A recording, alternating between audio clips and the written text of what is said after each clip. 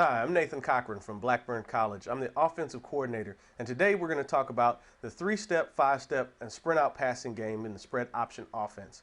We run 4 different types of passing game at Blackburn. One is our 3-step quick passing game, 5-step, which is our 5-step drop, timing concept passing game, our sprint out passing game, and our play action passing game.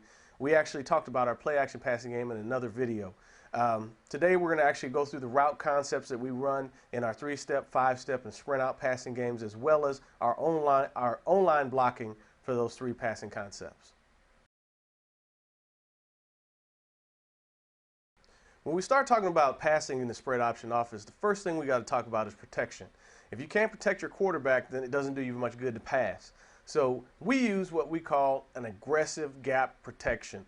And that's what we use for our sprint out and our 5-step passing game. We want to start with that because it's the basis of our passing game, and we also use that type of gap protection in our play action pass.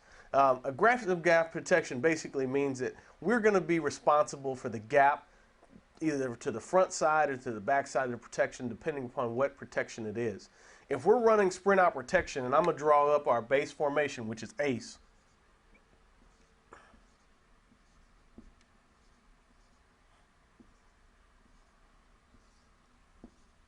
And if we call a play action pass to the right side of this formation, okay, we're going to, in our 5-step aggressive gap protection, we want the offensive line to gap protect to the right.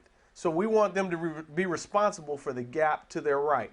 The way this works is I'm going to draw up a 3-man front here. The way this works is we're going to be responsible for blocking the gap next to them. So this tackle would basically use what we call a punch and turn technique. He would basically punch the defender and turn his hips to 45 degrees. Okay, he's responsible for the gaps, and we should label the gaps. Let's go ahead and do that first before we get further into this. Basically, from the center to the guard, this is what we call our A gap. From the guard to the tackle, this is what we call B gap, and from the tackle out, that's what we call C and sometimes D gap if you got a tight end or something out there. Now we label the same way on the back side.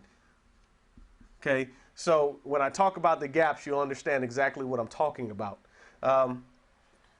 So our play side tackle, if we're on a regular 5-step drop, is going to turn to the play side. He's going to turn to the right, and he's going to be responsible for his play side C gap. Okay.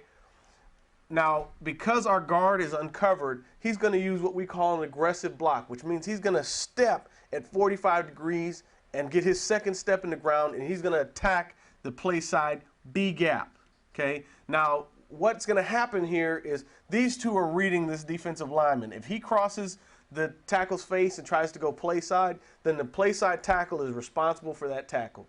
Okay, if he goes backside and slants into that backside gap, now the play side guard is going to pick up that tackle, and he's responsible for that tackle. Okay, we're going based on the fact that defenses are going to play gap control defense. Most defenses are not going to, they're going to be gap sound in some way. They're not going to send 2 people for the same gap. So we're using that principle to base our protections. Same thing with our center. He's going to use a punch and turn technique. So he's reading the nose. If the nose crosses